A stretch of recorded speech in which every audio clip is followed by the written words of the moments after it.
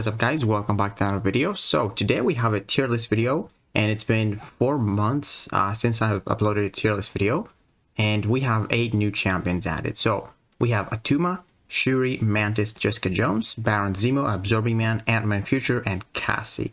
Didn't include the newest champions like Kate Bishop, because I still haven't even played with them, so I cannot really tell from the deep dives. They seem pretty decent, but I cannot really say specifically how much they gain or they get in like Alliance Quest, Alliance War, and stuff like that. So first off, let's see Tuma. So Tuma, I don't think he's like the greatest champion, so I gave him a 3 in everything except Labyrinth and Abyss, because he's kind of a ramp-up champion, and like you don't really get his max hydration in like Alliance War fights, maybe some act fights, but even then he doesn't really have the greatest damage. For him to have insane damage, you need the opponent to be like bleed immune, so your special 3 applies a lot of those armor breaks, I believe, and it does some pretty crazy damage. I have some videos on that too, so gave him a 4 there. Shuri is pretty much the same thing, so, and keep in mind, this tier list does not include battlegrounds.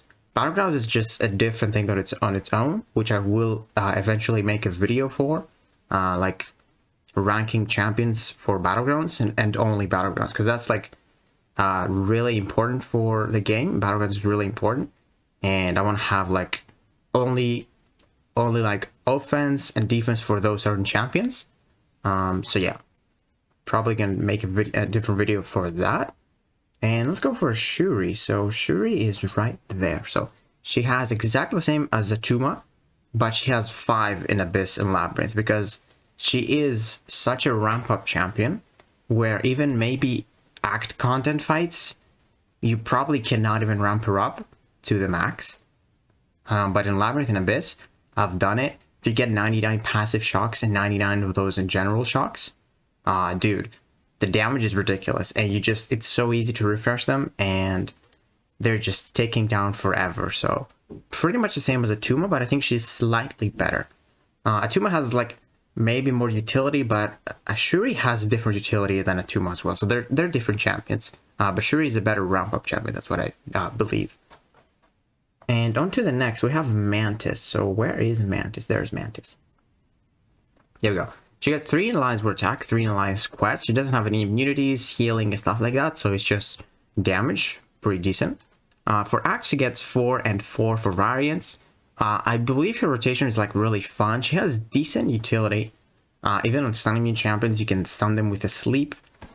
Pretty decent. You can reduce defensive ability accuracy. Manipulate the AI's behavior. Really sick mechanic. For in Labyrinth and Abyss, she has easy access to her damage. You just intercept or hit in the block, and you get like a really juicy special 2. And then your basic attacks could hit pretty hard too.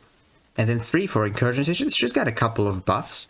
But it could be pretty tricky to get the rotation going in incursions. So I gave her a 3. Then we have Jessica Jones. So let's go over to the science champion.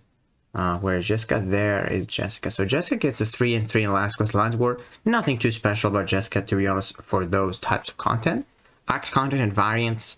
She has pretty nice utility with that special 1. A lot of debuffs. Really good damage. Those passive fears are really strong. Same thing for Labyrinth and Abyss.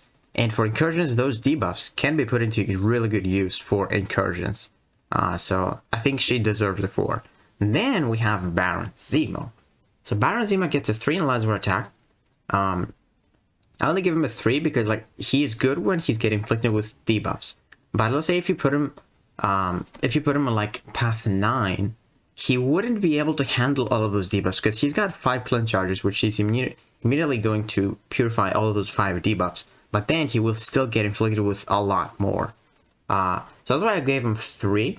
Gave him 4 in Alliance Quest. He has those nice bleeds, 4 act content, 4 variants, really decent utility. He's even better when he gets inflicted with debuffs, but you don't want him to get inflicted by too many, because when he's got that armor up, he cannot purify or cleanse any debuffs.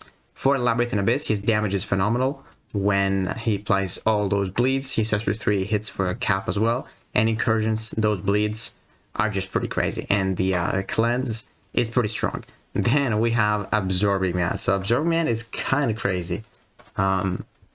So he's the first Mystic right here. So he gets 4 Alliance War attack, 5 in Alliance Quest. He has multiple immunities.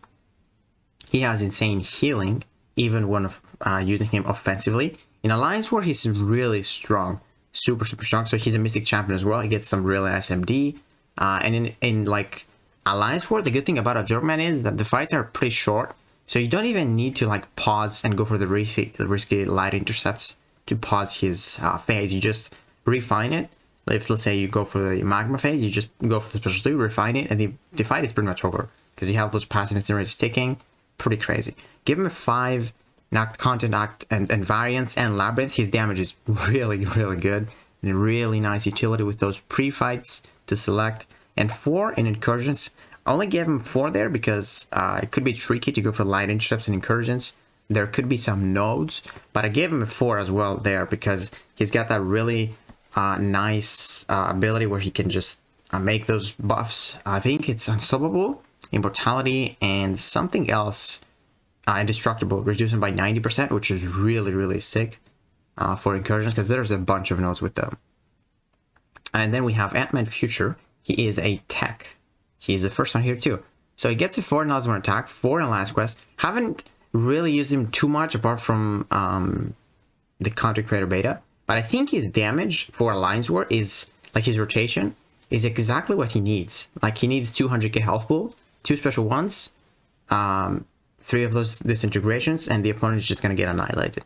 Really good. 4 in Alliance Quest, he's got a max sig. He can shrug off bleeds, I believe, and incinerates really fast, like 90% faster. Gets a self-repair after that. If you get struck by a really strong hit, he triggers protection. He can only take 5% of that single source. Act content variants, he's got decent utility, decent damage. 3 for Labyrinth and Abyss, because for Labyrinth and Abyss you need a little bit more damage. So he's a bit slower than I wanted him to. And 4 incursions, because he's really tanky. He's got those glancing hits. He's got those armor ups, nice debuffs, and no one can really prevent his damage because no one is immune to disintegration. That's why I gave him a 4 there. And then we have, dude, my favorite. We have Cassie. Cassie is just crazy, guys. So you see the overall score in a second too. So Cassie, there she is. She gets a 5 in the Alliance War attack. She doesn't trigger buffs. Super crazy for a lot of nodes in Alliance War. She has got a couple of immunities. No one can prevent her damage with the power stings. It's just crazy. I gave her 4 in Alliance Quest because she has immunities, but she doesn't have like the most, the one you need the most, which is like bleed, and she cannot gain buff, so that could be pretty bad for her sometimes. Like any buffed up nodes or something like that. 5 in out content, 5 in variants, 5 in Labyrinth and Abyss. She's just crazy, guys. She has so much potential. I think she's top 3 in the science class for sure. And then 4 for incursions. And the only reason for that is because, I mean, she has a lot of utility, but it could be tricky to keep up those power things up in incursions when there's like an unstoppable node or something like that. So I just give her a 4 because it's sometimes easy to lose her damage. But now let's get into the ranking. So I changed a lot of those champions. I visited the whole tier list, changed probably 95% of the champions. I changed something for them, and I will have the link in the description below so you guys can check it for yourself. This one and this one as well. So let's check really quickly the S tier champion. So the first mutant for me is Kitty Pryde. First cosmic is Hercules. Gets a 5 in everything. Same with Kitty. Scorpion is the best science champion for those types of game modes for me. And remember, this is tier list without suicides. Then we have the first skill, which is Kingpin. The first tech, which is Nimrod. And then the second cosmic is Hulkling. Hulkling is ridiculously good. Second mutant is Magneto. Red Magneto. It's just so tough to like give Magneto a 4 because there's always metal champions. There's always new metal champions, which he destroys every single metal champion apart from like Omega Sentinel or Nimrod. He just crushes them. Then we have Ghost, a little bit behind Nimrod. And then the first Mystic is Doctor Doom. Really crazy. Shang-Chi is up there too. Black Widow, Clairvoyant. Cassie is same with Torch, which is actually pretty ironic because I feel I don't even know who is better. Torch obviously has less utility than Cassie, but Cassie is still new. But I feel like she deserves to be there. Then Archangel is, of course, really high up. If there's no bleed or poison immune, he's just the fastest. Mega Sentinel, ton of utility. CGR, same thing goes Null. Null at 6200 is really helpful. So I'm really happy that those guys are actually on the same score.